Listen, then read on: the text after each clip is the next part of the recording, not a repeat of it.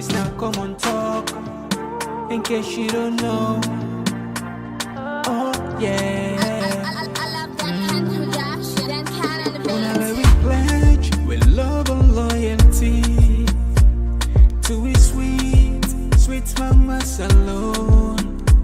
Now we all for come together as one for tomorrow.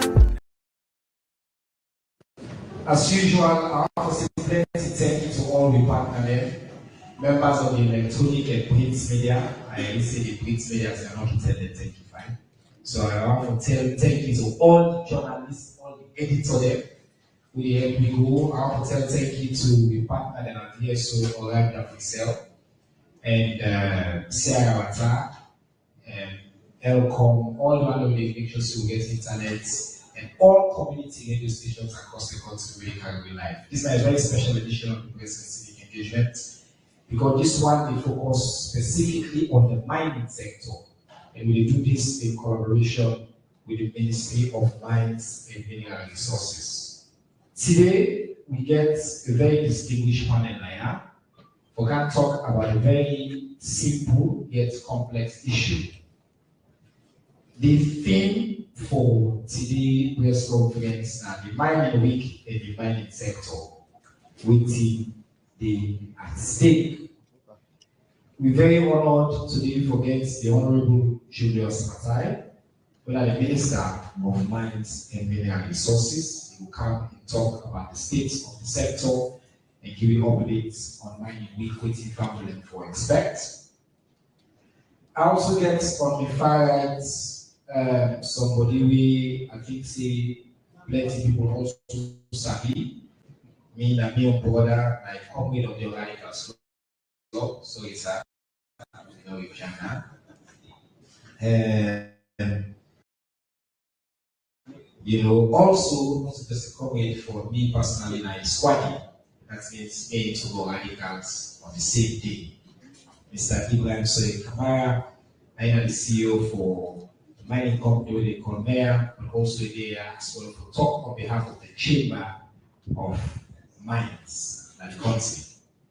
I also want to especially welcome my sister, we come out Angola, but originally from Zimbabwe, Madam Ella Muchengwa, the Executive Director for the African Diamond Producers Association. So we get a very distinguished guest. We're very pleased and privileged in Sierra Leone to welcome you, and particularly as the spokesperson of the government of Sierra Leone, I want to welcome you to Sierra Leone on behalf of my colleagues and the government. And I thank you for your collaboration and very fruitful working relationship with our distinguished Minister of Mines and Mineral Resources. So we're looking forward to hearing what you have to say. We conduct this engagement in our local language, Creole. So you don't have an option, you have to speak Creole today, but we will let you speak English as well. So we'll be able to mix it for you. As usual, before we start, I can give a quick update of the news. Unfortunately, I say there was an incident yesterday, so this may not be on, but I can ask you for some your attention to that other screen there on the far side. We'll just give quick updates of the news in the past week. So the first item, now this is very important. His Excellency President Julius Maada Bio reiterates, say, EU President, you know, makes for more time. After he not to be, you don't get forget third time. You know, EU presidents are a Democrat, and in commitment to that being absolute, you don't make this clear. The Attorney General herself made this clear in theater last week on the 3rd of April in Bali talk. He mentioned, say, the constitutional review process will get nothing to do with third term. In the 8th February, say, we try frustrating the laws that frustrate the democracy of Salon. So, the journalists, they will report to Marina Group, they will but he will talk. His Excellency, no get no interest whatsoever in third time, more time, extended time, all of that they, mix balance in there. Number two, and this is also important because this news always can be subjected to fake news. The People's Republic of China will donate 27,600 bags of 50 kilograms of rice for Salone as part of the Emergency Food Assistance Initiative. The handing over ceremony will take place at the World Food Program in warehouse and in Sitokyard. The Chinese ambassador, Wang Qin, highlighted China in commitment for support Salone in food security and economic development. And they will note say between 2018 and 2024, China only 10,600 metric tons of rice for helping smallholder farmers for boost food production in Salone. We also talk about the other project that China they do with Salone, including National Stadium, Salone-China Friendship Hospital, as just an example of the friendship we did between China and Salone. Okay? They don't give yes. We will be very transparent about how the yes will be distributed as we did the last time. Okay? Number three, the Madam First Lady, Madam Fatima Bio, they will be honored in one grand ceremony in our parliament. They will be elected as the president for the Organization of African First Ladies for Development. This event that the presidential agenda advisor and the parliamentary field caucus and the organizer, but it will draw participation from women groups across the country, the Mamikun them, the Parliament Chief them, military and police work, civil society organization, women's forum 50-50. But who are put like our group them, so Fula, Madinga, members of government secretary, and I'm privileged for doing the introduction of Her Excellency the First Lady. Number 5 news, now that the Minister for Foreign Affairs, Timothy Musa Kaba Alhaji, don't arrive in Astana, Kazakhstan for 1 week-long visit with a counterparts. The Deputy Prime Minister and Minister of Foreign Affairs for Kazakhstan, His Excellency Burat Notliu, be invited for daily for talk about how the two countries then will continue for work together. Number 7, His Excellency the President may receive Mr. Neil Richmond, the Irish Minister for International Development, who currently is alone on a working visit. President Liu will thank you to Ireland for the partnership with the Gary Salone and for the support they support the country. And Salone recently established an embassy in Ireland for continue for strengthening the bilateral relationship between Salone and Ireland. Number 8, Madam First Lady just arrived in Addis Ababa, I think yesterday, in anticipation for that official inauguration where the stop works. We now will take the seat now maybe as the president for the African First Ladies for Development. The First Lady will talk say really gladly and the committee continue for facts for women and human rights within a disposition. Number 9, the Minister for Planning and Economic Development, Honorable Kenya Bagay, currently they represent the country at the 58th session of the United Nations Commission on Population and Development in New York. And the theme this year is ensuring healthy lives and promoting the well-being for all at all ages. Madam Kenya Bagay will be one of the first speakers there in a joint statement on behalf of 78 countries and talk about what Salone they do and all of that. So I think we will tap in for a summary of the news. We will come for coming to that today, but just remind families some of the highlights of the government of Salone in the past week. Because today we get plenty for talk about today, and as I say, we get a very distinguished panel. For kick we off, I come to my colleague, one of the most, I think, distinguished public officials in that country. The man we, I think, say one of the media on the lecture, because I like for pussy face on our front page in plenty, because now a man also, but so a man, I'm a main man. A man with a straight shooter.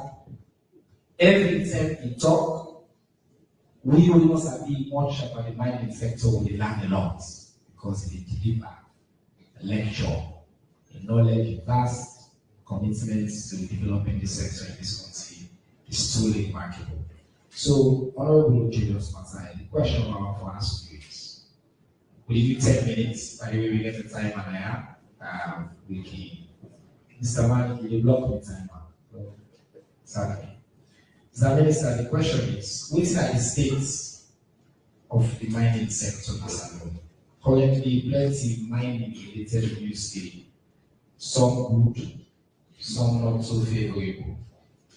We know say you don't be work for them with all the issue here. And then this week, you don't bring up everybody that mining sector, pretty much in Africa and even beyond. You invite them the days alone for mining week. So you take the first 6 minutes to talk about the sector. The last 4 minutes to tell you waiting up this mining week and this celebrating and why it's important for Salon.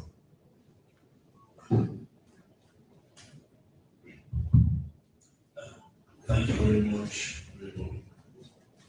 Chairman, for bringing me together and giving the opportunity as well to talk about the mining sector generally. Of course, without the way know, we are not stranger to the mining sector. Before we appointed in July 2023 as Minister of Mines and Mineral Resources, me, I'm the Director General of the National Minerals Agency from February 2019. And that's a technical wing of the Ministry of Mines and Mineral Resources, and then they provide support and technical advice to the ministry. Every time we talk about mining issues, I think sometimes people can only focus on the narrow aspect of it. Either social media, they don't see, they don't hold support for illegal mining, or maybe subscribe they want somewhere here and there. So I believe we actually remit until and waiting mining until sometimes not everybody gets times. I'm glad I get this opportunity today. So when we talk about the mining sector generally, they cut across so many sectors, and it means we have to work horizontally, vertically with other government ministry departments and agencies. Of course, as we all know, all the minerals in this country, the one they above the ground, the one they inside the ground, the one they under the ground, they belong to the state, the Republic of Sierra Leone. And we, the custodians and we the manager on behalf of the state, through the power, the law, whereas in the law, that are the acts to the regulations and other statutory instruments doing for do. And the mandate is very clear. Let us make sure that Sierra Leoneans the benefit from the mineral resources that we have in this country. The whole talk of mineral resources in terms of the mandates are only solid minerals. So not all responsible for petroleum and gas that are petroleum directorate to the office of the president. Severally, that misunderstanding cannot only here, but even with other African countries, because in so many other countries, the Ministry of Mines includes solid minerals and non-solid minerals. So I mean that clear. We not only solid minerals we do it. And one of the most women in this country, from the common we don't begin mining in this country from bauxite, iron ore, gold, diamond, coltan, and heavy mineral sands. We'll talk about that. Well, for managing mineral resources in behalf of the country, as I mentioned, and we have to talk with other institutions, it means we have to look at how we administer the mineral rights. For give right to somebody, be a Sierra Leonean, be a non-Sierra Leonean income, is a very person in the mining sector. Of course, that is classified into large-scale mining, small-scale, and artisanal.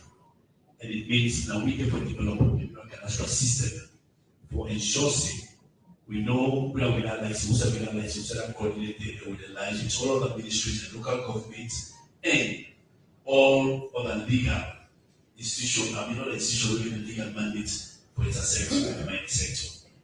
So we demarcate the coordinates, manage the license and they also we make assessment. Again, together make it clear, the Ministry of Mines and the enemy will only collect money on behalf of the government. Assessment they do, they will issue order to pay, they go to NRA, then they collect money. So license administration number one, and making sure that money, once it is done, we assess work with NRA to make sure the money will be accrued to the whole on behalf of the government is used and distributed equitably. So also, when we issue the license again, we get the revenue we assess, we call non-tax revenues. That we assess royalties, license fees, with the government collect of the NRA. Then the tax-related ones, corporate income tax, withholding tax, all of them the NRA collected and then they do the assessment. So we ensure to make sure the land we put in use. I mean, we work with the Ministry of Land Security Planning because it's a Consumer Land Rights Act. We work with them to make sure all the rights of the people, the traditions, the culture are well respected. We also get to work with the Ministry of Environment and Climate Change for dealing with environmental issues. So before we give you a mining license, we make sure you do environmental impact assessment. And we look at your environmental footprint, we look at issues of climate change, we look at issues of health and safety over around the mining community areas. Then even land use, so how they use the land and the entire country. We also get to make sure the communities that fully participate, as I say, their rights, traditions, and culture are protected, and making sure issues like child labor, issues like gender mainstreaming, issues like conflict redress and resolution mechanisms are in place, making sure also that the mining communities that we normally disproportionately affected by the impact of mining, how basically the revenue we are collect, when the government collect at national and local level, they cascade to the NSF on that development, and NSF benefit from that. We also get to make sure we work with academia.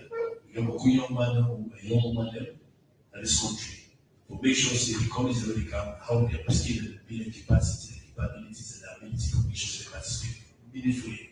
So we work with academia, we work with schools, and we work with sure to do research and development. There are issues about human rights we deal with, corruption, transparency, accountability through the extractive industries transparency initiative that are EITI to make sure there's transparency and accountability in the sector. We will also ensure things like the institutional setup, how the ministries that work with other MDAs. Say, for example, the parliament, the cabinet, the NMA, the ministry. We also get institutions who will not come on board, like the CUN Mines Development Corporation, the Mineral Fund. How we work and make sure, of course, the laws are all right. Most importantly, the Ministry of Mines always formulate policies for guiding mining sector. The NMA, they implement. So that policy formulation, in 2018, the government set up 3 policies. The mining policy of Sierra Leone, then the coverage data policy, then also coverage system policies. Now they formulate, now they take them paper in the cabinet, making sure we get concurrence and agreement from the cabinet, and if we need to revise the law, we ever take on the cabinet and work through the parliament for making sure the laws are okay. What they said to laws, and we have to ensure not only the surrounding context, we have to be very much aware of what will take place at the sub-region, at the ECOWAS region. So we harmonize with policies and principles in mining. We have to be aware of what will take place at the African continent, we get the African mining vision. We see Africans therefore benefit from the mineral resources through value addition and beneficiation will allow progress sustainable development. And Sierra Leone are signatory to so many protocols, conventions, and treaties. We have to be aware of that, including sustainable development goal 2030. We also have to ensure as we do this sort of work, the health and safety and labor issues are fully addressed. Because inside the law, apart from the act of the recently revised Mines and Development Act, we also get regulations. And then we get the other one, the Mines and Minerals Operational Regulation of 2013, where we take care of the welfare of the staff, the people who work in the mining industry. They're well protected, their environment is well done, they're well paid, and making sure also they're skilled. So that then gradually, look at content policy they can in, we are in, especially foreign companies that we can, big large-scale mining companies, that as time they go on, USAI, Sierra Leone as a day, and capable provide similar quality of service. That you take them on board, come. So we enforce all of those things. Most importantly, we ensure the revenue will be assessed and will make NRA through the Ministry of Finance and collect the benefits you are being sent to such an extent that it's not only who can talk say we need to reach, but also how we translate which we call natural wealth into social capital for impact on the lives of the people, so that we get good schools, good roads. We also, even with pride, with somebody less with dignity is very respected, making sure so we can take infrastructure and development. So these are some of the general things that we do in the mining sector. And over the past few years, before I come to the mining week, as I say, if anybody will follow, I mean, in 2020, total mineral export from this country, that'll be about $310 million. By 2021, even with COVID, the last year, 2024, now $1.12 billion. 2023, $1.6 billion. Take it back to Usa, the way African minerals not on mining, they all be there. We all be the same mining sector, they do where they contribute to nearly 25% of GDP. Yes, with these figures, though there have been an increase, but the contribution to GDP has been single figures. Single digits, normally between 1 and 2. People can ask how the percentages, madam, there have been a whole lot of initiatives, a whole lot of sources of revenue, which are really coming. And most importantly, that just bring recent years. When you look at 2023 and 2024, waiting we yes, sir, just so you know, we don't add 5 minutes for you. The 10 minutes, what they know within the resources, almost we get from the mining sector, and break that down. So we'll give you time, take your time. Break that down for me and also look at the contribution of very specific minerals. That's why they are cool more than others. All right. Thank you very much for giving me the opportunity. For put that in perspective, not like I say, several here say, so you don't even from any mining sector, I mean from any activities, like people like could do at 3%, or they can do 3%. 3% are royalty. The revenue stream from the mining sector diversified. As I can say, we put it into 2 categories. We get tax revenues that are things like corporate income tax, things like withholding tax on dividend, on interest, on management services, GST, custom and excise import duties. That's again the Ministry of Finance and NRA. But the mining sector goes to call non-tax revenues. So that royalty, not just 1%, not just one stream. For bulk, which we call bulk minerals, iron ore, bauxite, rutile, a value past $500 million, now 8% you pay. Okay? For the one they do gold, if you are last scale mining at 5%, if you are artisanal, we don't reduce up to 1% of the value. Now, in terms of those royalties, we do $1 million. But last year, 2024, it goes to $22 million with double. Alright? Then also license fees is another non-tax revenue. First term, license fees for where the last scale mining license $500 million you pay yearly.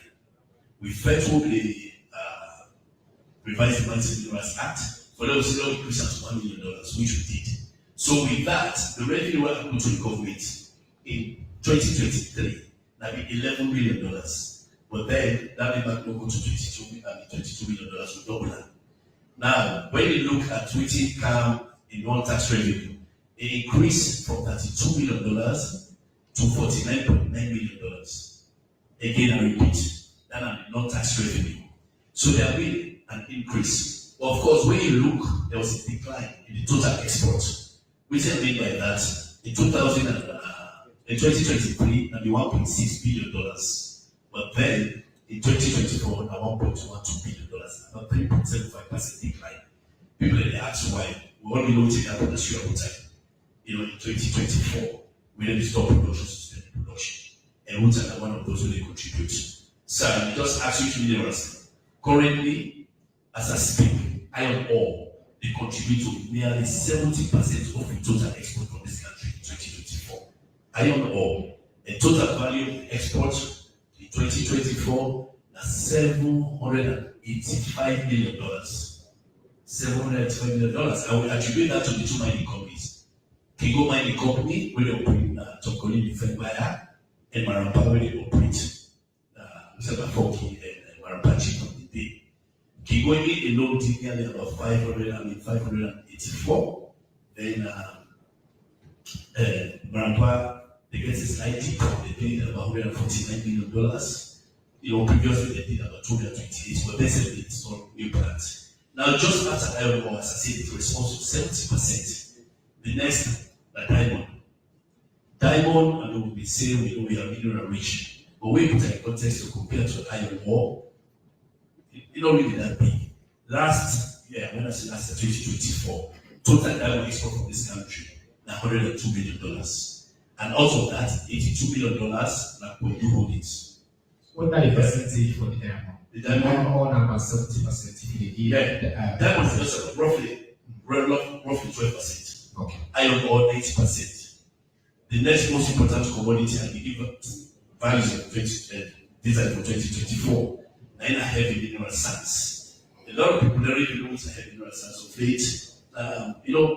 Anybody we don't go around the Perry, Chong, Lower Banta, Upper Banta, or Mwanga and district where it's usually called black sand. So for years, the only two we know that the sure hotel they do the black sands because they don't need that more people were better area from the 60s. But then get a machine where they call them a spinal separation plant. So they have black dirty, then they separate ilmenite, rutile, and zircon. Where they sell. The other small other one, they don't get an MSP, so they run a cocktail of all them when they sell. Last year, Syria rutile, even though the proportion went down, but in terms of exports for rutile, about $55 million, then they did about $34 million for zircon, then about $60 million for ilmenite. The other companies only say they don't have mineral sands, they did $99 million worth of exports, when at the third largest sector in terms of export. And most of them are small scale because what we don't, how many 3 years ago we did, and what's this small scale? You send your concession of be more than 2 square kilometers, 2 square kilometers, 2 meters, 2 kilometers by 2 kilometers. Last year, it normally be 125 square kilometers. So again, one thing I get to understand, the mixture of the contribution will change depending on the circumstances within. Now, bauxite. So long we bauxite until 2008. The net will be they do almost 1.7 to 2 million tons per annum. They will bring total exports of 64 billion. But when I said no, from when the Russian Ukraine was that company will get a lot of Russian investors they are affected. So from doing around 1.7 to 2 million tons per annum, they reduce that to about 300,000 tons. So the revenue they will bring will not be really much. Now they are about $10 million. And if you actually take 3% for reality, that's okay. Bauxite, good on. Then when we look at gold, several people talk say, hey, we get gold. Now two things that is artisanal mining, a very crucial. But at the same time, you don't need too much. I give you earlier, I say for diamond, the total about $102 million. We do 82. But artisanal is just about $20 million. And then when it comes to gold, in total about $11 million export. $10 million of that artisanal. $1 million heavy last year. But here's the good news. Over the last 3 years, we don't get license. 2 for last year mining license, mining of gold in this country. For the first time in history in 2022 at the end of the day, we work with Mr. Rado Yoki in Chikochikaba. We issue those licenses. Those are going to go to production. FG go really well. Just imagine, we do 1 million. But when they begin, they're going to be doing over $300 million a year. Yeah? Most times, kilos. Compare that to Ghana. Ghana is doing 120,000 tons, for which they get, last year, Ghana, $11.3 billion. $11.3 billion for gold. How much you get? 11 billion. If indeed we compare, they're doing over $5-6 billion worth. People like this they take the money, they go. But again, one thing why they summarize, this statistics were again, there was a time just after the war, with most mining companies of the work, that diamond would be reliable. Diamond was responsible for 85% of total export. Time can tell when the diamond begin go down, the router take over. Router that begin responsible for nearly 60%. They said continue, that the iron ore was zero after we're in London, I'm mining the African minerals camp, they take over. The beginning of 60 to 70%. But by November 2017, iron ore was stopped after Shandon Iron States and Gold. So from 2017 till up to 2022, there was no iron ore export from this country. Just imagine, there was none, but now all of a sudden, they're responsible for 70%. Which I don't go down, diamond don't go down. So, but there are new minerals that we try for discover who concrete and minerals. Lithium, we don't give a license for that. As I mentioned, the mineral sands that they come up, the diamond industry, they go through a lot of challenges. 5 last year, mining license for diamond. Kwedu Holdings, Mea, Tokuma, Sierra Diamond, and Searite. The industry data right, but none of the producers who I know recently, which is happening at Kwedu. Mea, we get representative there. I mean, that's a decision because here in Turkey, the best, most cleanest and kept mine, and a lot of potential. So I'm still there for now. Until I answer the questions. Mr. Minister, I told you, say anytime this minister talk, we all have plenty. One thing they were one way we just clarify because when people hear the number here, it's easy for misunderstand. 2023, 1.6 billion in exports. You know what I mean? Say, 1.6 billion government get a private company there. A private company, they don't put their money for invest. The cabinet minister say, government in they get money, the more they make, the percentage we they get. So, depending on the mineral, we get 3%. Okay? And then we get what are non-taxable. Side they will say they get some money. So, of that 1.6 billion, 2023, government direct money they get out of that is still what 20? How many million? That we just go take the receipt of 2024. Okay, good. Okay. 1.12 billion total value of export. Tax, non-tax revenue. That are the royalty, license fees, equal to about $49.9 million. So about 50 million. Yes. But then NRA responsible for the tax revenues. Yeah. We don't think we need to that are taxes. That's I mentioned that the corporate income tax, withholding tax, GST, import of fuel, capital gains tax, and all that they do. Normally, it comes from about 10 to 15% of the non-tax revenues. Okay. So it's another like 10% of the 50, which will be right now, as I speak, we try for verify the figure that we NRA. It will work around there about 78 million. So we ask all something like $59 million. So actually, we're not tax revenue, but you get one indirect benefits, things like PPE and other stuff. Where of course, as your leaders will be working, and the more you have, the more you pay. So when we watch out of 1.12 billion, no 0.60 million. Very important if I will understand. This is a part of the public debate to always get on civics. We have a company that they export 1.something billion, which we get less than 100 million, about 60 billion. I know that the government covers. And this, a lot of reasons, right? A private company, they can invest the money and they make profits. When they make profits, and then they put small things, well, we put through the system that we don't put in place. I just know the headline we say government may get 1.something billion. Yes. One caveat, I can only tell people mining is very expensive, it's very risky. We look for something, we don't see it underground. Yeah? Where most of them people can some people don't say to you, I don't mind the company with the mine or the community. Mine is very expensive. Let me give you an example. Now, Bauma, 2010, we've been already against all the way to Glove Gold BDD, the mighty not going to last year. Their Amaran Gold can take over. Their Algo can take over. They left out. Because the money they believe something, they don't spend 20 million, 30 million. Every go we don't carry as a speed. They don't spend over $270 million. They still develop, and they need development. The cost of, before they go into full operation, they look at nearly $547 million. Most of that money, and then they go lend. And they get for the pay interest, then they give the principal for future.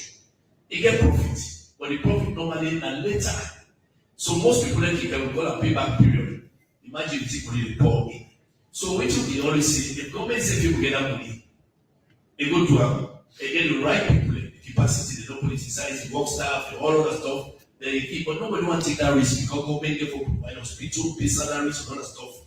So most countries, that royalty, that's what they do, they take so they go into partnership. So for them, I don't say each company will come, they all get debt. But at the same time, we can sign an agreement with them for no other thing there. So I will stop here for now. All right. Well, what we do, I want to come to Mr. Ibrahim Soe quickly, and then Minister Tem will come back to you on Mind Week because you take so much time on the civic education part. You know, you will tell me about the Mind Week. And I also want to come back to this point where people they say why the country not get a stake, and I don't say part of it, I don't tell people the money are well from. And for let the country get a stake, so get percentage now of our exports. Like we have said we get a stake into this. But Mr. Kamara, you na mining, I can say magnets as well. Well, the minister just say one of the major mining companies in the country, he say obviously now I get the license to do that. We don't soon also make news, plenty tell when I can find some people get money here and there. So I can joke up and say I'm each thing. And then I think the other thing is with all this conversation about the state of the mining sector, when I get a personal experience, when I did it, and you also represent the chamber of mine. I want you to tell family small about, from my own perspective, which is the state of the mining sector, which you can see the improvements there, the challenges there, and everything more I for see. I just want to take you again, the minister to say you maintain or may your mine is the cleanest, best run mine in the country. I'm proud for saying I say living in border, we get to major safely in for that kind of work. So congratulations on that. But you get you 7 minutes. Yes. Thank you very much, Mr. Minister, Honorable Minister. First of all, I want to say the Honorable Minister of Mines did a very good job for explaining to we all, whether we understand some things that we more often than not we misunderstand about the mining sector. So I think I agree with you when the minister talk, we all learn. Now, again, so the minister basically summarized everything. So if I look at it from the perspective of the mining sector, i.e. the operators of the mining license, I would say this. First of all, from what the minister said, you experience something in that you see the volatility of the mining space.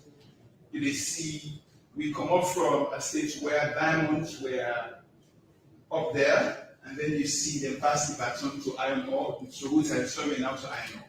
And the reason for that is simply the market. The market play a very big role in this. As we speak, if you look at the diamond market today, it is terrible. It has been so for a long, long time. It's never been this bad. Diamond market has never been this bad. And what that means is that mining companies and wading into diamonds get for suffer a lot.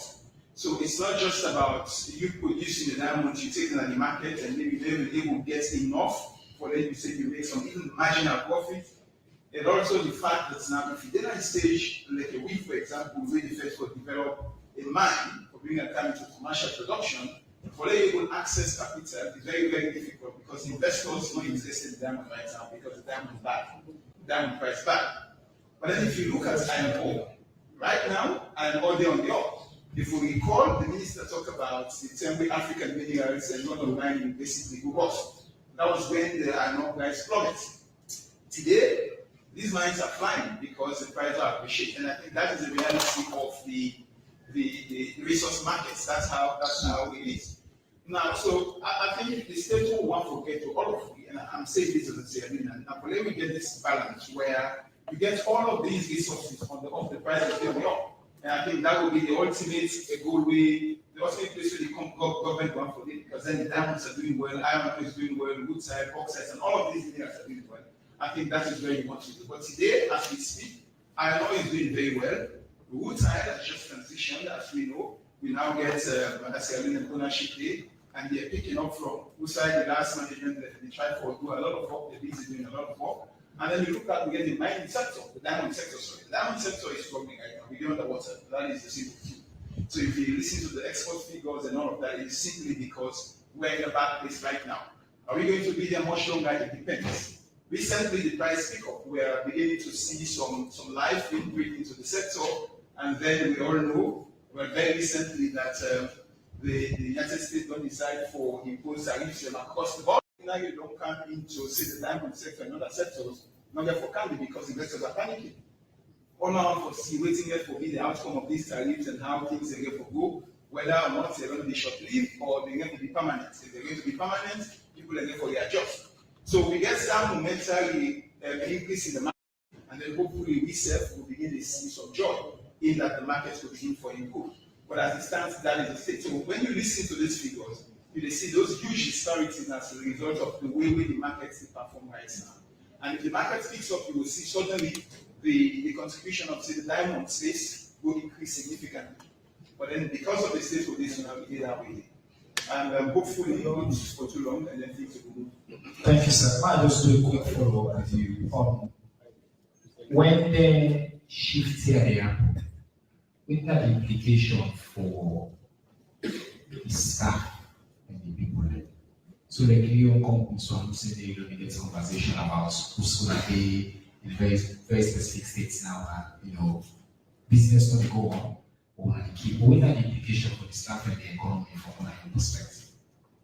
So of course, it goes without saying that in this sort of situation, the economy is taking off, because if you're not generating revenue, diamond, for example, Minister talks about the royalties. When you export, you pay royalties. If you don't export, you can't pay royalties. So government is not in that regard. Obviously, you still have to pay your mining license fees, so that is okay. And then it comes to the employees. The employees also therefore take a little bit of a knock in that you can cope up to a certain period. So if things are looking bad, you're not in production, no revenue is being generated, you will say, okay, we will hold on, maybe things will pick up. But if continually things don't pick up, you therefore begin to look at cost management measures. So for example, in your case, you have an operating cost, a monthly operating cost of in excess of $2 million. If you spend $2 million month on month out of shareholder money, they generate revenue. That is not good business. It gets to a point in man will say, you know what, let me reduce this cost there. Let's find ways. And normally what mining companies will do, will look at things internally first, like what are we doing right now that we can do without? What we can afford for coping right now, and then we begin for maybe adjustments in it. But then it gets to a point where you also need for begin sharing some weight. So you say, okay, do we go into retrenchment mode where you therefore let go a lot of the employees then, or do we, adopt other measures? For example, in your case, you send a percentage of the workers on garden leave, so they stay home, and then you say, we will pay una 50% of our salary. So you stay home, you get 50% of your salary, and let's see how things progress. And then the other casualty will be the experts, because the experts in the garden, they will go up. I mean, they're here, you feed them, they do everything. So we don't push over 80% of experts, I think I can say over 90% of experts are gone, because you need for shared that way. And then you take other measures. You don't just simply need to need for beginning a safe cost for letting you able to stay alive. What you don't want to do, you don't want for stop operation completely. Because what it means, if you stop completely, for letting you come back and restart, for letting you demobilize and do all of that, it takes a long time for you for letting you do that. So you don't want to do that. You want for hanging there to a point, and then you see what will happen. So government they take a knock in addition to the royalty in the form of pay. For example, if you lay off employees, then that pay is not coming to government. The NASI's contribution therefore they happen. And then for the local community, which is perhaps one of the biggest concerns I think given government gets, now with these companies functioning at full throttle, then will support the local economy. People will do business, you get shop steps, someone will supply them this and that. But once you stop, all of these businesses also begin to suffer. And they will get some serious impact on the local economy. Wonderful. Thank you so much. The easy way we can gladly we will get you and we ask them question here. This sector with respect, such a critical sector, but most people don't even understand what they are doing. if you're not buying in person, we just do save money. You get money, no so they get million. But if finally people understand that these are businesses and they go take loan, when the markets go down, here is a major player. It explains the challenges that we they face and how they affect we all. Because of which you know get nothing for do with Minister of Mines in policy and to Madam Ella. We'll be talking about the challenges, particularly in the mining sector, and from Mr. Kamara, we were discussing the challenges with the diamond sector, and I know that's the sector that you represent. Make a difference in dealing with the challenges that you all face. Why is it important that you all come to Sierra Leone, and how can this be useful for our country? So we'll give you 7 minutes as well, if you want, to help us understand the role of your association, why it's important to have this meeting in Sierra Leone, and how it can be useful for the mining sector in Sierra Leone. You can take the microphone, please.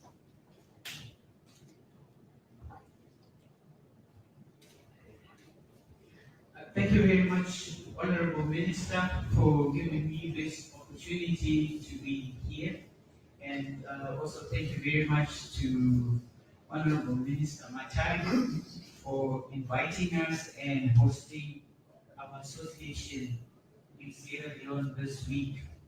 Before I answer your question, I'd like to share with you what the association is all about, how it started, where it's based, and some of its objectives. The association, the African Diamonds Producers Association, or acronym ADPA, is based in Rwanda. It was formed in 2006 as was formed in 2006 through the signing of what is called the Rwanda Declaration. In that document, 18 African countries that are producing diamonds or have the potential to produce diamonds signed that agreement. And Sierra Leone is a founder member of ADPA, and it was there when ADPA was formed in 2006. What does ADPA do? It provides or seeks to provide a platform for African diamond producing countries so that they can cooperate, collaborate, and coordinate the diamond mining sector for sustainability and to ensure that the diamonds that are produced benefit communities in each of the countries that are there. I said 18 countries signed the agreement in 2006. As we speak today, the association is growing. We've just signed on our 21st member, the Republic of Mozambique. So the association now has 21 members.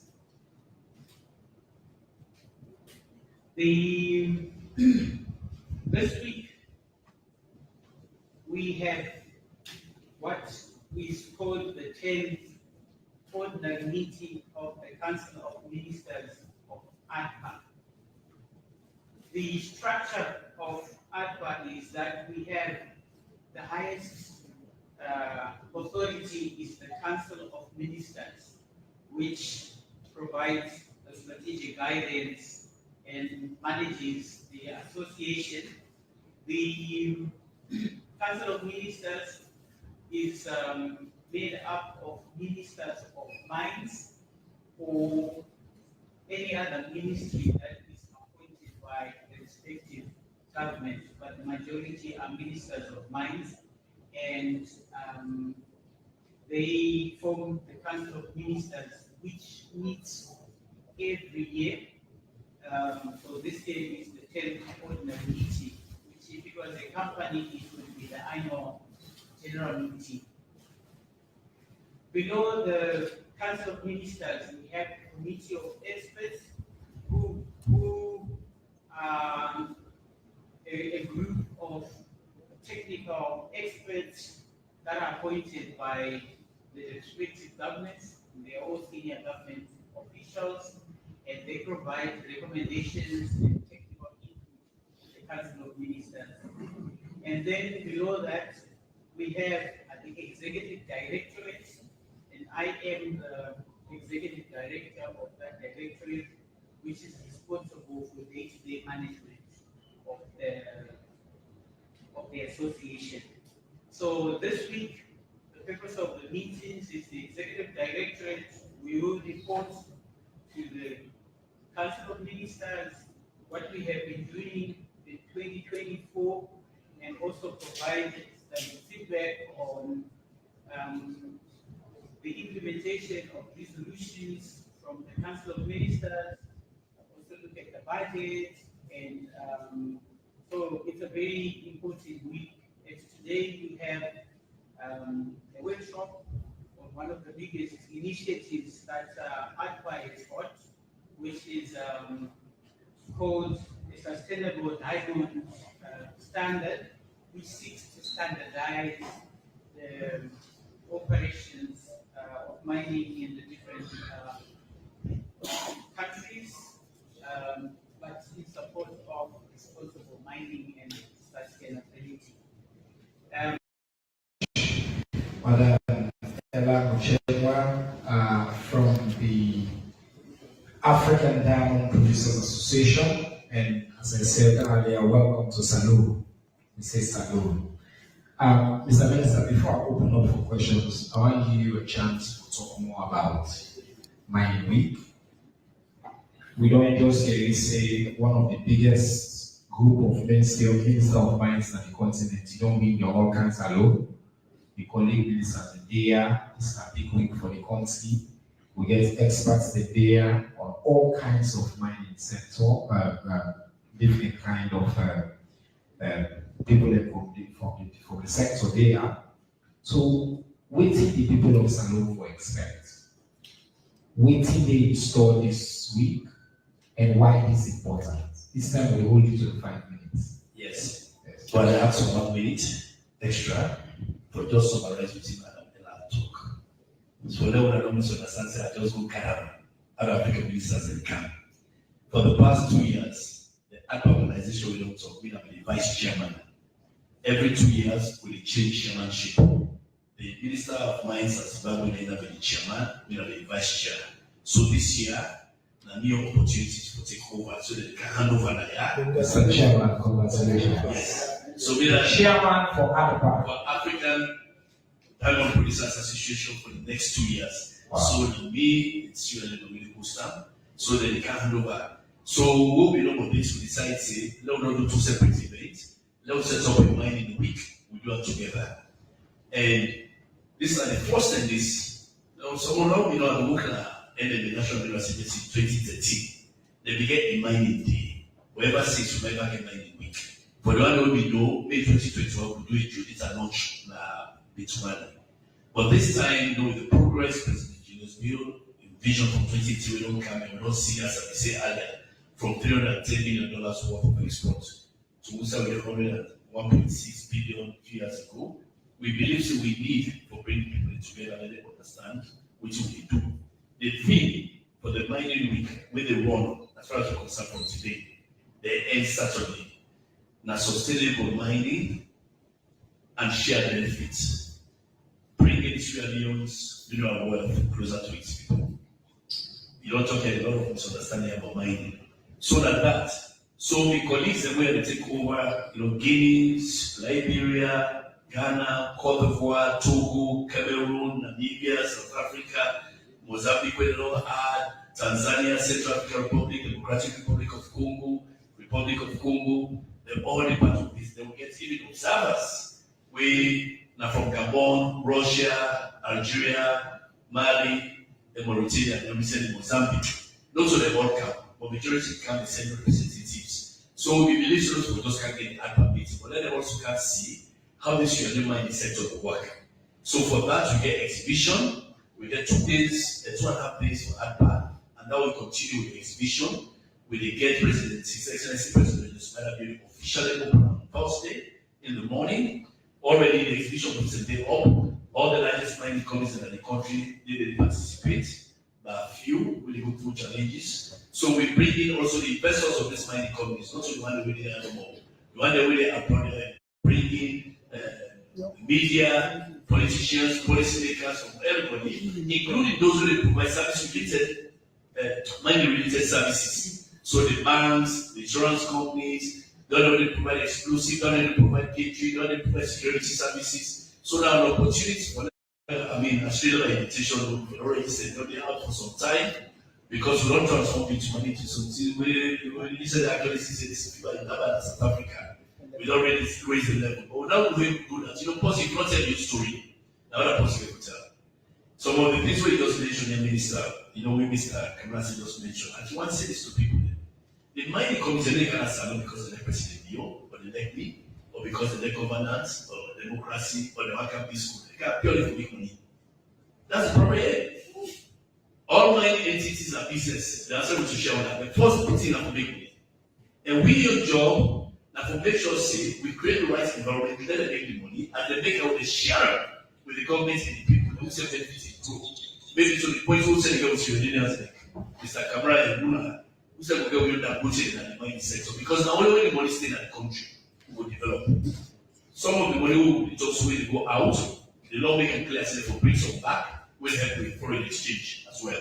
So the more that people go, the better. So the mining week, we believe say that the first 10 days, the insurance agencies will ever update the mines and just accident from beginning 1994 to 2009.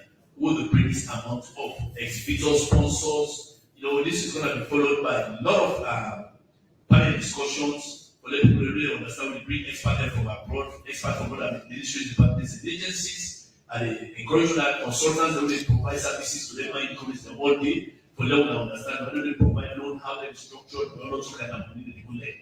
And we do that with the hope that by Friday, Saturday, we will close, we will get an outdoor concert as well in the car park of Beach Money.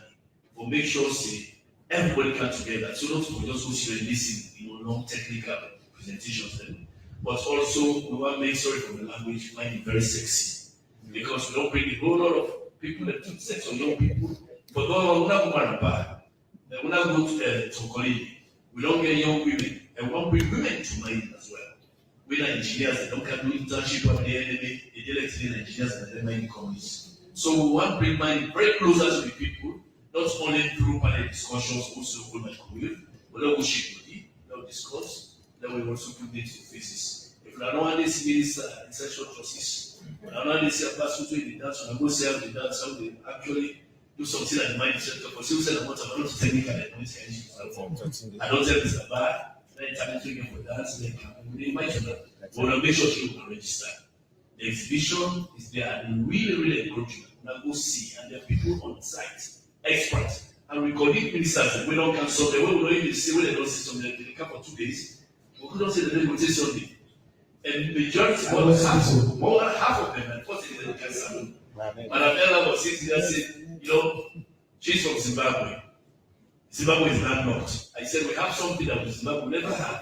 Where it's money, you can look through the window and see the Atlantic Ocean. That's something you don't get in Botswana, you don't get in Zimbabwe. But one of the key things I just want to also mention, we mentioned, this thing here, what they do, like the community development funds. We, the mining community, they give to community. Then a few months ago, we go and apply. They give $3.75 million. Next week, we go next week, Tuesday. They said they will give money to the communities. So we get community development funds. Then mining district areas that will say they don't benefit from that. We get mining development, district development fund. So I clear a big one. All the questions they want to get through, we want to but if we can, that means money, we get the whole sector. The whole group sector of Ministry of Mines and Mineral Resources and the National Minerals Agency. Who said the story matter expanded today for continue for a business along. And this is today for explain to that the more we understand each other better. And I think with brothers from the million opportunity. Thank you. Thank you very much. I would just want to add, say, the minister talk about the dancing talent. I will tell you, say this minister, he get plenty of other talents there. We are not going to announce that security isn't. But to Kokana, it's one I will see a display of the Minister of Mines. But the evening concert, that doesn't require registration or that in our. And evening concert, open concert. First come, first serve. Right. During the week, we know you can attend, we register, we give them a wristband registered. Then we get something available that day because for security reasons and other stuff. Wonderful. So do we want to make sure say we want to register, when they see the advertisement all around the QR code the day, go in and register. Yes. Go on, We don't share, the ministry don't share that as well. Okay. We don't hear a lot. We get about 30 more minutes. And today again, we stick to the time. So now I want to ask questions. I want to see the people that will ask questions. All my will ask questions. I want to see all the admin of one second. Because we will pass easy. So good morning. I want to still. All right. Today we start over here. They will come over here. So now wait. Don't see now. Now wait in here. Number 1, number 2, number 3, number 4. We'll take about 6. We'll take all 6 together. We'll keep our straight to the point, please. So we'll take all. Please, panelists, will take notes. I really don't know what answer. Go on. Yes, Mr. Minister, over that I'd like to use it to the newspaper.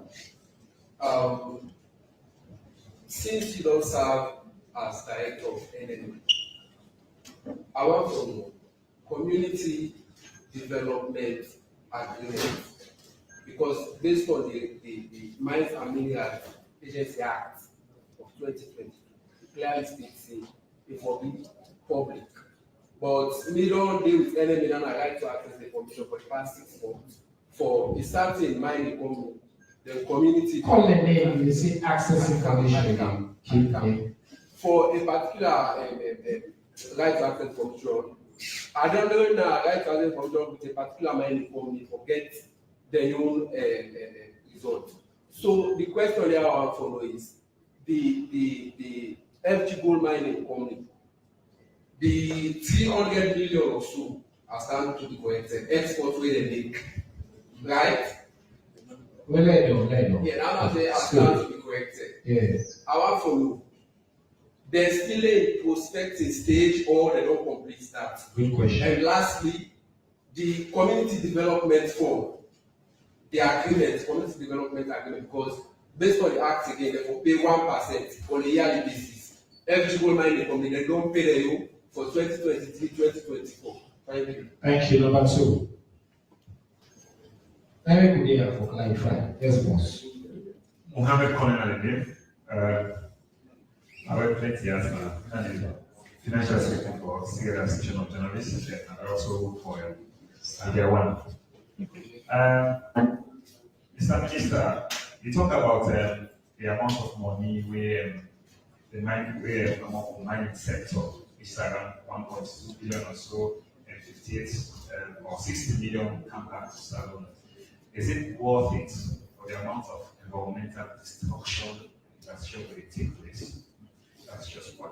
And also, I must say, the Minerals Development Act of 2022, when it placed Mines and Minerals Act of 2009, is under review, waiting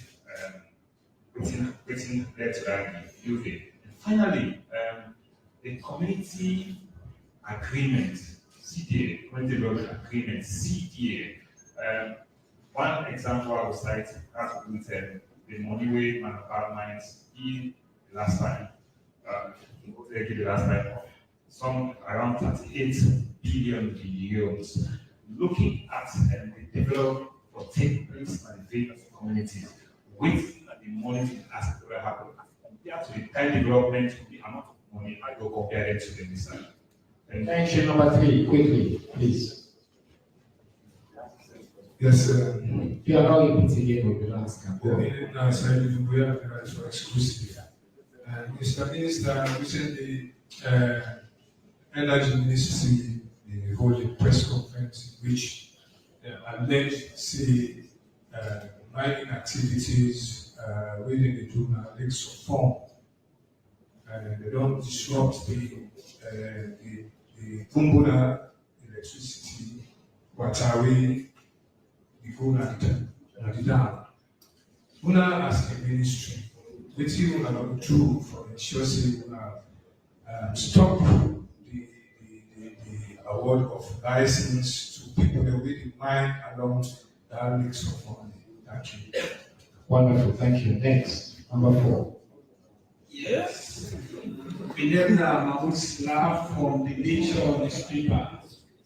The question goes to Minister of Mines. Mr. Minister, I understand say the ministry now set up an environmental management unit. I want to follow the activities of that environmental management unit, what they have been doing in terms of policy formulation. Thank you. Yes.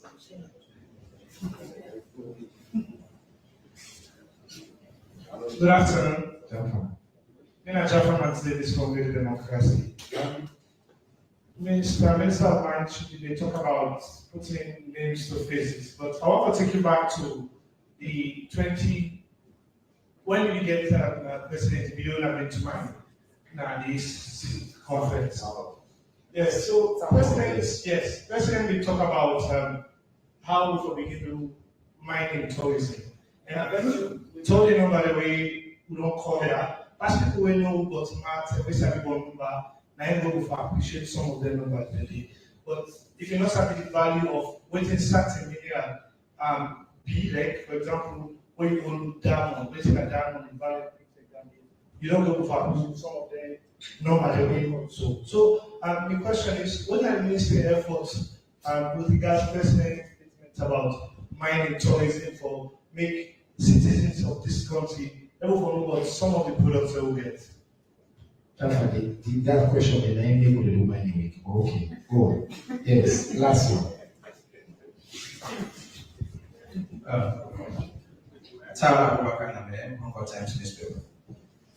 Mr. Minister, you start off your statement with issue of illegal mining, saying a very challenging way mining communities face. And when you look at the distance of Komon-Tok, and you also look at the distance of somebody among other districts, the issue of illegal mining not very, very pervasive. I mean, they all about. So we question that what did the country lose as a result of illegal mining? 90%. Secondly, perhaps most importantly, the issue of credibility. Talk to me about the current state of the issue of credibility. Thank you. Wow, thank you. So we get very good questions. Mr. Minister, you're very popular. You go to finish at 3:30. So all the questions are basically now you. Then the question there. I think so you don't take notes, so not always time for repeats. You go ahead. Yes. If you miss anyone, I will remind you. Go ahead. Well, thank you very much for those questions. The first question from Mr. Kamara and the citizens about FG Gold. First, read the statement that says FG Gold will spend over $300 million more and projected to spend over $500 million for development of the mine. We give FG Gold the license about 3 years ago. You know what we give license, you go through stages. You know what to call mine development. Anybody not visit mine inside, go see the kind of thing they did. You know, you get processing plants, you get machinery, you get your power station, you get maintenance, you get geology department, HR, you get utility sport, and a whole lot. So now we can say a lot of sunk costs. So you get money with the poor. So that's that they do. FG will not go into production yet, and mine development. And just for clarify, you see, the community development agreement, you only be paid contribute to the community development fund when you go into production. And the law make it clear that 1% of your gross revenue of previous year. So even if FG will start last quarter in 2026, they're not going to pay any CDF, they're not contribute to a project in 2028 because they will not do the audit estimate for 2027, they will take 1% of the gross turnover and pay. So like that. So Company don't just realize you pay community development or fund. And of course, the community development agreements are between the primary host community and the mining companies. Basically, they are involved into it. They got the Get committee, the said community development committee, the steering group will deal with that. So that makes it clear. Not just go see mining company begin develop the mining share for PCDF. Now, only way to go into production, you don't export 1% of your previous year gross revenue. Now, from that you pay. First, that money at 0.01%. Under President GSB leadership, we revise the Mines and Minerals Development Act. We don't make it to at least 1%. As I mentioned, when we go and apply, that be $3.7 million. They pay for 2 years. The year before that, that be 1.7. People said they don't go pay 20 billion, all money, then they pay 56 billion. I believe this year will double because of the total export. So yeah, they know that the vanilla chip that we FG operate, they develop the mine, and for pre-connect and develop it, then go to production. The second question, Mr. Mohamed Kone. The question say whether it worth it considering the returns on the way the country gets and the effect on the environment. If because they do 1.something billion, we get 60 something billion. Is this worth it considering the effect on the environment? When we undertake mining, we also somebody can apply for mining license. They get criteria when they meet. If they go you mine plan, if they go you community development agreement, we look at your financial model. Then also if we do environmental impact assessment, we basically the environment protection agency, we at which the mining sector is represented. If we look at the balance between the environment, the socio-economic benefits, and so they do cost benefits analysis. For ask yourself, okay, you go mine at this place, let's say what are the maybe some forest day. Waiting at the mitigation measures the way we take for actually avoid, if not to avoid high management. So there's a study where they look at the balance, whether it's worth it, and when they do that, they get for the license. So if the EPA don't do your license, it means they don't do your assessment, they don't look at your environmental and socio-economic footprint, and balance up, and go ahead and look at it and worth it. And then work in conjunction with we said that the mining sector, that financial model we don't come with. We look at it, look at your paper period, look at your net present value, look at the other cost of debt and other stuff. So most times when we don't get license, it's worth it. But as a human being, we have to find a balance between those with the view of mining, those with for the environment. At the end of the day, which we want, this mineral resource we cannot give it. Not only the mineral, whether the water, whether the beach, whether the air, whether the forest. Man must live, and man must balance the activities and population, so not to prevent future generation or them benefits the day. So for me, anyone who don't get license really mind is worth it because we don't work with other government ministry departments and agencies to do full assessment, especially EP for say the environmental degradation footprint is worth it. And most times, what did happen? When they get a license, you get what we call environmental social management plan. So if you don't even avoid, you come with a plan for show this, that's how you are doing it. And the regulatory agencies, they continue to monitor and when you don't know for rehabilitate the closure plan. So I think it's worth it, that's the answer. Question number 3. Sorry. What's the reason for the review and how agreement? No, question number 3 was about the press conference. If I got it, question number 3 was about the press conference with the Ministry of Environment and Energy about the Exxon form. And what has the MM done to stop award of license? Okay. Yeah. Again, areas that we're very sensitive in terms of wetlands. We don't need license inside lake or areas that are protected. If you go the NMA website, if you go to the ministry, the NMA, they get the mining cadastral administrative system, and they get the forest department. We don't map all the areas of wetlands or they get forest reserve or get protected areas. When they work together with EPA for ensuring where we get license, we do to call grant proofing, we don't have to coordinate. That's enough for the areas that have been demarcated either to be sensitive or big. So you're going to signatory to so many protocols, conventions, and treaties that we don't go against those. So what happened in some point area is rather unfortunate. We get problem. We're going areas. Again, let me make this clear. What would the using something illegal and illicit and think I don't bring this? We get people with get license. Genuinely, we don't say this and some point for the day. But then you don't go beyond the boundary. You get license. So it's not illegal. But if you go beyond that boundary and do things that are not correct, that's basically like illicit mining. They take care of the environment. They take care of other commitments. They will get the one the way illegal. We don't get license at all. So then they go do things then. And sometimes they get people the way illegal, they don't get license, but when they don't do something, they cover up. They get people who get license, if we don't do something, they lock up. I can always give say, I'm sorry for the example I can always give. There is no law where they say marijuana for Gafia. No, so marijuana. Illegal, like illicit. Then they got illicit affair.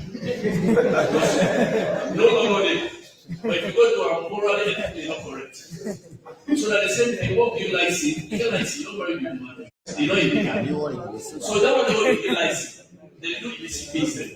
Yeah? Then the one that they say, of course, we don't get before that environment and activities are not correct. So when it's about the type of distinction between illegal miners and illicit miners, yeah?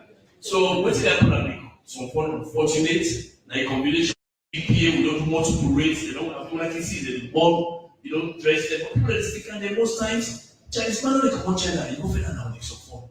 Somebody don't escort and go there. We don't listen to people faith. Now the smallest one there, they go see Chinese man, you see, and the man them, how they get there? The chief don't know, section chief don't know, town chief don't know, the people they don't know. We don't go on rates, now it's some funny area. Before you reach there, will not disappear. Before you come back next day, they don't go. We don't care policeman and the man they go. We'll go let them, let's say without knowledge, they look like your own team. So it's a tough one, but we still try to address that.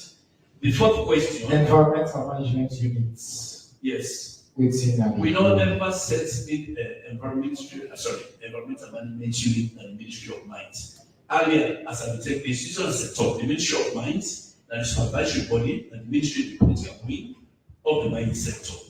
So we now formulate policies. So things like environmental management unit was set up at NLA so that you can get environmental health and safety officer when they work with the inspector of mines. So the NLA that they get at a job and to work with EPA or other statutory bodies, they'll say they can measure radiation on site, they'll say they can measure water level or air quality, so that they do that.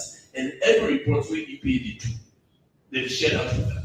So that's how we work collaboratively, not only the ministry, but of course they can cascade to win the summaries. So those units are set up at the NLA. We, the technical and professional, we support the ministry. What do we lose from illegal or illicit mining? Yes, I think number 5, not about native mining tourism. Yes, sound hall, mining tourism, the value of diamonds, people they don't know, and what do they do for the people to understand this product. As far as I just preemptively, the reason why we do this, that for the people to see, if we put out an enemy, every directorate of mines, geological, so they don't say both. They don't put all minerals in the raw form. So man, the way you see this box, I see this aluminium, and from this box, we see another tea. So man, the way you man and bar, he say, hey, I have like black. Or I go to Collie, the property. So we don't put them all on display. Purposely for that kind of education there. Then we don't discuss severally about civic education. Let people let go see. The Department for Precious Minerals Trade don't set up. They do. You will not see diamond. How they assess and go see in terms of the carat, color, clarity, and cut. Gold and say they don't display. So you will get gold ring where they don't give you. You don't know so that gold. They will test that for free. You will also pay gold diamond. Count you and go test that. We'll tell you that this is not real diamond. But wait, you can be careful. Yeah. So all that they will display. When they talk about, last time they said they don't do geophysical survey, all man what they didn't know. When they show how they do drilling, what are the core sample, how they take that core, till they go realize how much iron ore they inside and ready for do evaluation. Then the final question, if I was number 6, the rules for illicit mining and then Kwedu holdings. Yeah. Kwedu holdings rather unfortunate things that happen in the sense that Kwedu has been reversed here from the 2005. They've come forth as branch energy. Table said they don't go to state during Ebola, during COVID. As I've said at one time, they were responsible for nearly 80% of total export from this country. Now we say they're responsible for about 12. They get workforce nearly 1,000. So you're limiting 1,000 32. We don't see the labor issues. You know, we all get ministry. Just like Minister Brigham have because they're responsible information and specification, but we don't overlap. Okay? So when Ministry of Labor, Social Security, the big workforce issues. When I know that we get industrial actually deal with the collective bargaining and the mining side. So there was a disagreement over pensions. I think Mr. Ryan is the best person to talk about those issues. But normally we collaborate and compare notes because in the Mines and Minerals Act, we get a whole section where they deal with health and safety and welfare. But when it comes to push it further, that ministry then had the right one to deal with that. So when I don't say a lot of things on social media, some things I will go into, all man get your opinion, but at the background we engage. The government they try to engage for you, they engage workers, especially the operation, for technical operational reasons. If not for other issues in an emergency, to which we do not say in an emergency, because we have weeks, people are not go work. We are not going to visit on the ground, mine, you don't go down. You don't almost go like, nice stories down. Yeah? You get told there's water camp every day, and you put water every day. And if the left relative flood, because they don't get enough manpower on emergency, but they will still manage the process of experts who look at staff, say, can you leave for money? So we said they don't reach that, they say that they lost between $6 to $8 million and they don't lost. So they don't get enough manpower for operation, so they don't write to it as Ministry of Mines. They don't submit all the documents necessary by law for their assessment. So they do that assessment now. At the same time, that's why we still try to engage the workers then. For salary will come to a dialogue because it's a compromise. What are they are, including women on pay rights? What are they are? You know, some of the allegations when they don't come into, don't send a joint team of ONS, labor, environment, local government, they don't go investigate, they don't go preliminary report. Some of the allegations, you know, we're still investigating. But Fusa is very critical for the economy of the country. There's no production currently from the diamond sector. When you don't stop, they go through some financial agreement, see right. We did the last payment 2 years, we did the process for cancel. If they don't meet all the obligations, Stella Diamond, Natongo, what we know? They don't know, now over 10 months, they don't pay the workers themselves. They don't almost abandon the site. And now we try to get all the investors for coming in, the way we can Tonguma instead of the work. So the diamond industry, as Mr. Kamal is saying, when money no they can look, because like you produce something, say it costs you $10 for produce something, but you don't sell $3. Nobody just look. So we deal with that. But that just make it clear. Care and maintenance don't mean say you don't lock completely. It means you know to produce, or you get essential staff to take care of your machineries and operations. We hope that one day you will come out of care and maintenance and go into production. Again, you mentioned if you left by that, the price go down and other cost factors that can be affect you. Most times, 7 out of 10 companies are not going to care and maintenance. No, they come out of it. And which most companies that we experience, now this is what the driver are volume company cannot go to care and maintenance. Most of them they go declare bankruptcy or they go into liquidation. That's even for paying end of service benefits. Now they will also go to the administrators of the liquidators. We see what's happening in a lot of mining, we see what's happening in African minerals. But we the government is not good because 12% contribution, I mean, when you take 2023, the total export from Sierra Leone is not just mining no more. Total export from Sierra Leone, the mining sector for the past 3 years, it did between 80 and 85%. And if we get 12% of, 1.12 billion, yeah, it only produce. The other thing, as I said, about 20 billion no more.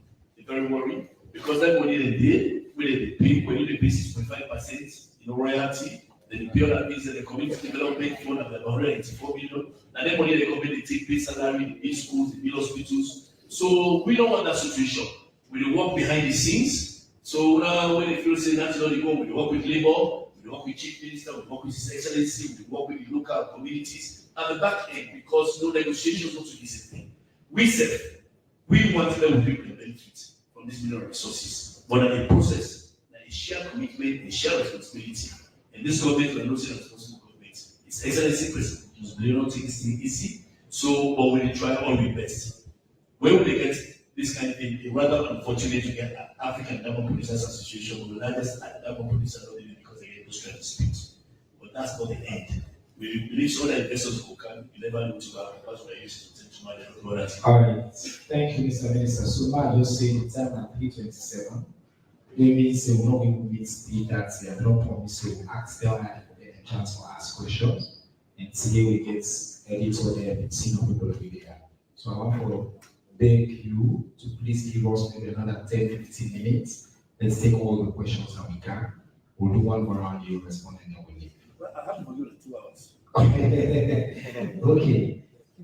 So this side now, number 1, number 2, number 3, number 4, number 5, number 6 on that side. So we have 6 questions as well here. Huh? You don't answer your question. How long will that take? And why not the non-confidential information? No. Wait. On the question of the rights to access information, there are procedures. Wait, don't ask now, let answer. You know the hacking, so you don't ask. But I'm married black guy, so I don't want to access information. I just said, means I will respond to you on the second point. There are steps you must take. If the institution, MPA in question, fail, the Right to Access Information Commission get the power. I know this because I'm under the ministry. We enter the window rights, we don't submit 2 rights to access information. Let us follow up on those. For the Cyber law, we don't fail. The Right to Access Information Commissioner necessarily reach out to her, and then we follow up. That is absolute. Right. No.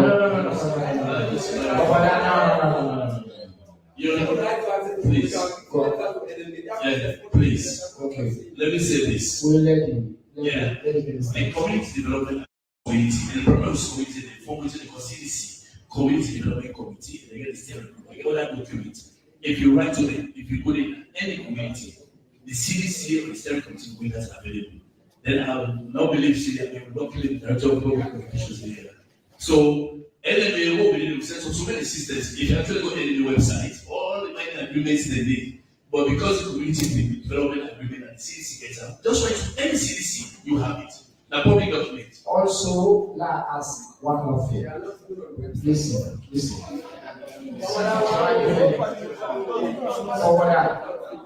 Over that. No. Hold on.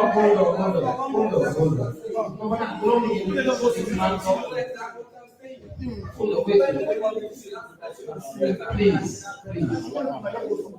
We're not beginning this so that way you so. Please. Never again. I really like you. You ask good questions, you're thorough. I really like you and I make an ambition to you know me. So let's keep it this way. You have legitimate questions, you have the rights to information. I want communities to say after this person, we can't argue to get an answer. And information about you so the letter will be sent to rights to access information. Bring a copy to the ministry and make a public commitment now, and follow up both NMA and the rights to access information to make sure the information you ask with an agreement that is public information, you will get out. Deal? Thank you. Thank you very much. I just want to answer that question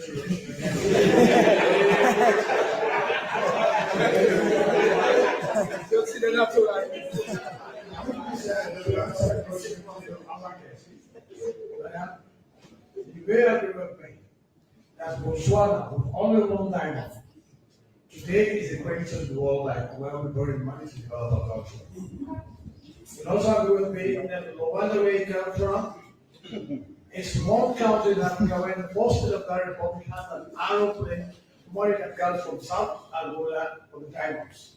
And it's one of the most beautiful cities in Africa, Angola, Rwanda.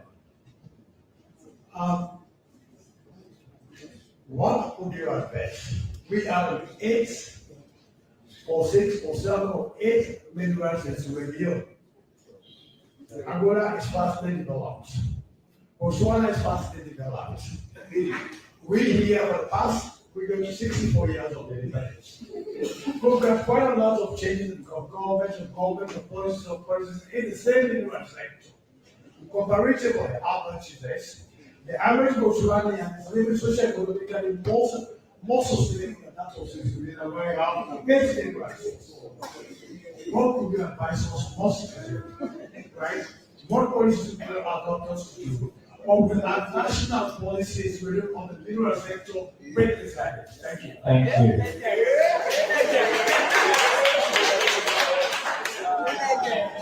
All right, number 2, let's go. We have time. The grandson see voice of somebody. And Mr. Minister of Mines. And we don't see land conflict based on mining activities and mining country. And take you back and we'll remember the life of the African mineral where they get the issue of where we are. Now to the question. The people of the Yoni Chief Government of Kolili District, we see we are in a stage of protest of mining activities over country. How can we manage between the mining sector and that of the community based on conflict resolutions?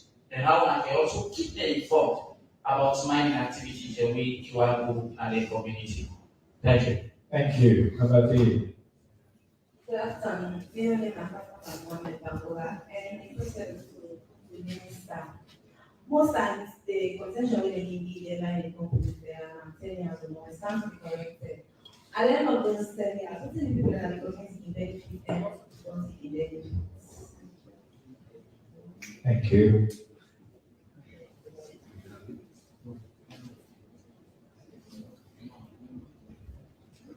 Yes, next.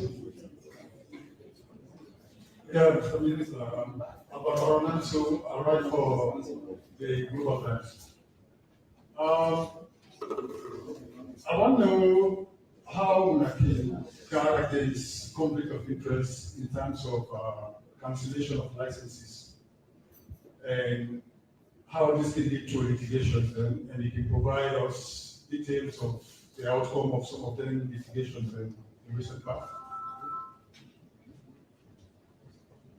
Mr. Minister, you get enough detail on that question? Yeah. Okay.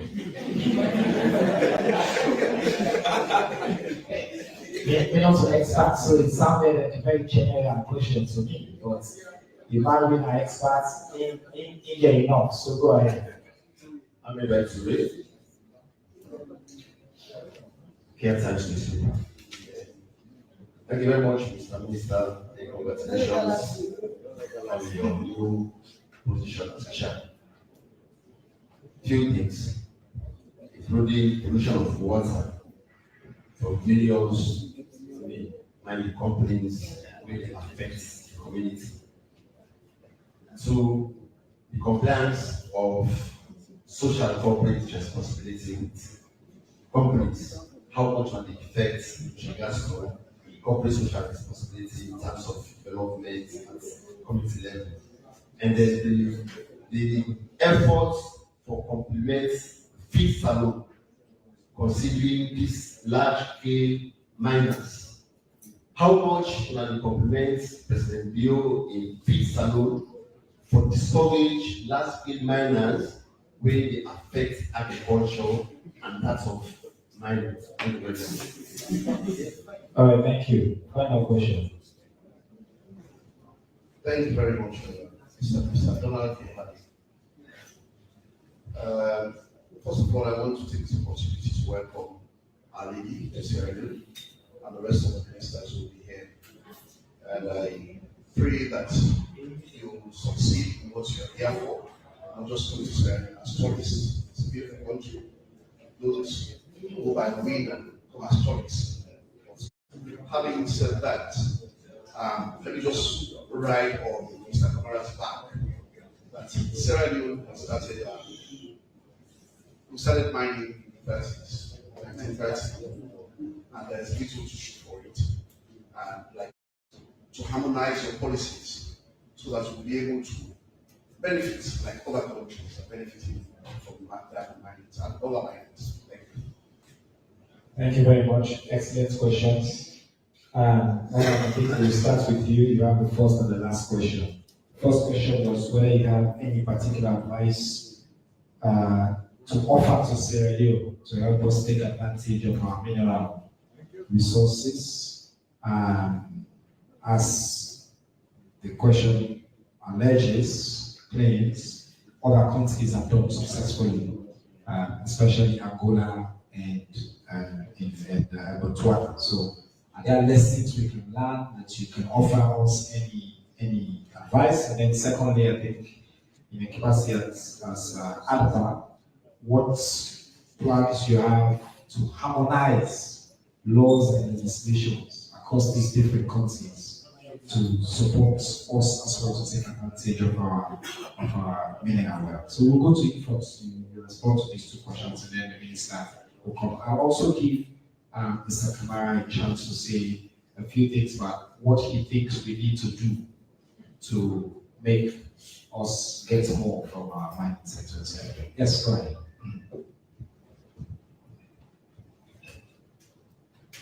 Thank you very much for the very good question. And the second one on harmonization of the policies. I am going to answer the two questions together, but hopefully address the questions. One of our objectives, which I didn't mention in my earlier discussion, is that the association promotes the adoption of harmonized legal solutions between member states in areas related to the whole value chain for mining, exploration, mining, cutting, and trade in diamonds. And I must say I will focus on diamonds because the association is like the lithium or rutile or iron ore, but the principles are the same. So that's one of the objectives for the association, with these countries to share, to collaborate, to cooperate in sharing best practice to ensure that what is working in one country can be transferred to another country. And you can only do that if you are working together, you are cooperating rather than competing. And I believe that our association is doing that. This meeting this week for the association is the first one in Sierra Leone, which marks the takeover of Sierra Leone at the leadership of the association.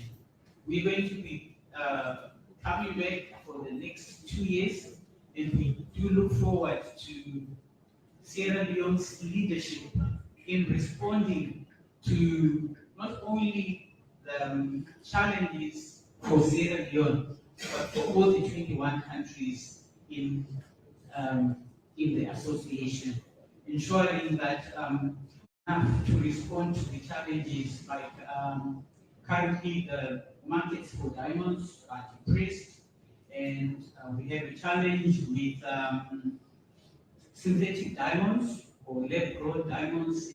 The geopolitics around the world does affect the prices and the markets for diamonds. So I hope that addresses the two questions. Excellent, thank you very much. Mr. Minister, one question we can online to now. The cost of this convening and whether they cover the cost. It might be clear, sir. So I just want to add that in as you guys well. Thank you very much for that question. As Minister of Mines, not you people they compare Sierra Leone. So every time we talk about diamond. Even these days where another place the park, now they ask me.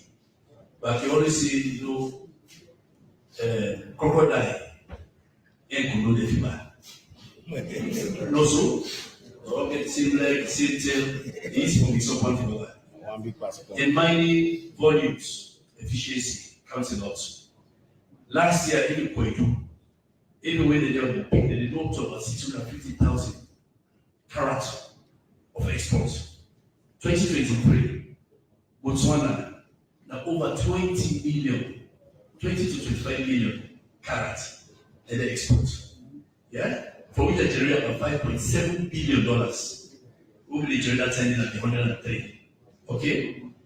Botswana, in terms of volume, value, that they get the best time. The largest producers. Alright? Now only one underground large scale we get all these years. Because we are the state camp to cooperate. When they do open cast until later now in 2012, that's why in 2017, they actually transition underground. Even though they mine, it don't be small because the tube will trade. So they're only 4 to 5 years. Botswana, when you look from 1966, after they get independence, from Musa they don't come out. BBS, they work with them. They get a joint venture we call them Botswana. The value addition, not only they mine, they cut, they polish, they trade. Alright? Sierra Leone, from what we get, we act in 2017. Then from what we get in 2012, we not still cut it in polishing at all, we talk. And I think one of the biggest differences, Botswana, they get with this, which we call artisanal mining scale license. Sierra Leone, 30 in fact, from one day they said, Chris, we only 2,000 artisanals. Right now, number 645. Because most of them, artisanal is restricted to 1 square kilometer, 50 meters by 50 meters, enough for more than 10 meters deep. Then a shovel, normally for use of his machine. So productivity, Botswana, they get one of the biggest mines there. The quality okay, they get machines there where they wait itself. So when they compare, now be careful. Right now, the issues of the lab-grown diamonds, where they don't mention, they are affected seriously because I don't know what the open. The good thing is, as a loan, you don't get lab-grown iron ore or lab-grown bauxite. So we have hope for us, not to continue to produce. But then also know say the beer when they help them. You know say the beers in this country. Yeah, in the 50s, when they empower them money begin and the consolidated selection trust. Till later, in the late 70s, SLST for partnership with the government of Sierra Leone get 1%. They will set a GMC. We left Silotina, they all go, natural day. Botswana, they put it against the Coppola Fund, the Bank of Botswana, and the government, Bank of Ministry of Finance and Management well. So now we careful how we compare. Now go to this other question here. We see the land coverage, which is happening in the unit of Kolili, how we manage activities when to test the communities. I can always say this, 2 things. We get reality like this, the expectation is a diverge. You'll be one of the most unhappy and most violent person because your reality expectation will match. I don't talk like that. Mind comes in the kind of force in and come. So we can consider a balance and make sure we get good agreement. We also work for the people of Israel. So what did happen? Some people that they politicize you, they don't have a good promise. They go talk to mining community, we make sure they kind of good promise. So they build school, they build hospital, they do all of this. Raise the community expectation. Then the mining community where they can make for balance and look. First, normally, first 4 5 years, you really make money. You just the bill, you do this. And that's how the people expect. You're like, the same mother company don't care in the bill, $1 billion worth of money, the citizen will need one thing.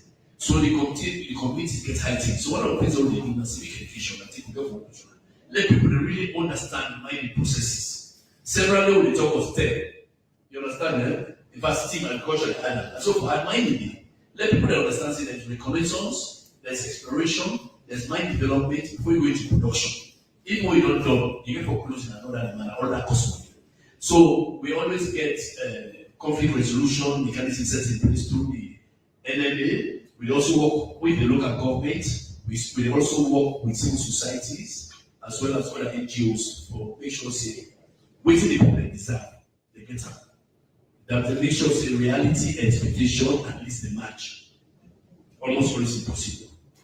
Then the third one, 10 years concession. Actually, where we give mining license for large scale, that's 25 years. 25 years of period. We, of course, small scale, for 4 years, they renew. Artisanal normally in 1 year. So they all get different permission. But then we give it to large scale. Now for 25 years. And which will they do for the benefits? The community, the benefits after they don't lock. Every mining company, we can survey for license. We go to call mine closure plan. So not for sell and can mine, you also get to tell me how you plan for that. Unfortunately, if you get to normally we call plan closure, then already the resource done, you begin then they get unplanned. Like it's already gonna happen. London mining, African minerals, they just get from there in the rush. So that one and the left some few things. So when they try to work with the EPA and NNA, closely, for make sure say even they get bonds, insurance. Say if something happen, you go on plan. How they will take that money to rehabilitate the community. But the community in second for do well when the mining community they operate. For example, we open a Sri I just started here in 1985. If you go to a router, that we anybody familiar with more Batan area. If you look where they begin mining, Nababa Belebu, the Gumo, Prejibu West, the Longo Kwani, the Longo, all these areas of Okulu. If you go watch around there, you get nice sand, white sand, clean sand. Yeah? Here we go take sand. We don't take for years. Why would they that years? And remember, they don't use sand for the big house. Then when I don't see them pond, massive bodies of water, what are they? Sansan Dili. Not far from there, we get Mokanji and Gundama. Then say the laterite. You know, say this laterite, some people in the quarter, the big bricks. So if you mix them 3 in a day, you get perfect refactory. Where you will take this food on a pond, so not to the mighty people will rely on. Then when they're so massive, so they don't say for 47 years, if you don't proper agriculture, like you see, man, they remove any small body, put it up inside. Look at massive water bodies. So the communities, they make sure they articulate their dreams, aspirations to their mining community. Let them involve in that. So that when mining community knock, they get something for you. The colleague will just mention the one big determinant for them mining community stay or not to democracy, not to tax regime, the price. The moment that price goes down, the cost of produce more than you sell. Now not the people. Whether they elect you, whether you say democracy there, whether you say peace there, then they can be. So the communities themselves, therefore they engage them, but then they say, look, when I will go to a colleague very soon for that disbursement, we go Marapa, 3.7 million, so the community now knows 70 for money. Every time they get money, first thing we are called barrier. Okay, stand. Exactly. So we have to work with them. We want to make the community work with people, let them know what they want. Because when they get money, the money so good that I don't know what they argue. They don't spend 1 whole year and argue amongst themselves. Yeah, rather than really work. Because if somebody needs the mindset, they rather be small, cause barrier, beats the host, you don't. So we have to work on that. Global times, how for conflict of interest and cancellations of license.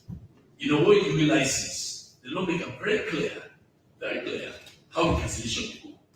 We don't just cancel because you can't they don't let you. There's a process. We will get license. The mining companies, they get rights, they get obligations. And their right, they will be protected.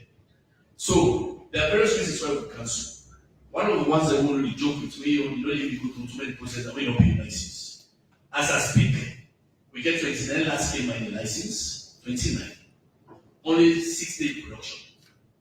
11 day development. Within the process, we try for cancel about 6. Because of the license in our million, they don't pay safe.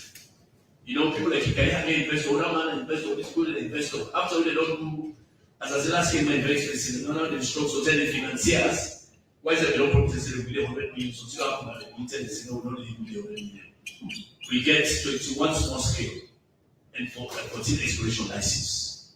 That's quite a lot. But most of it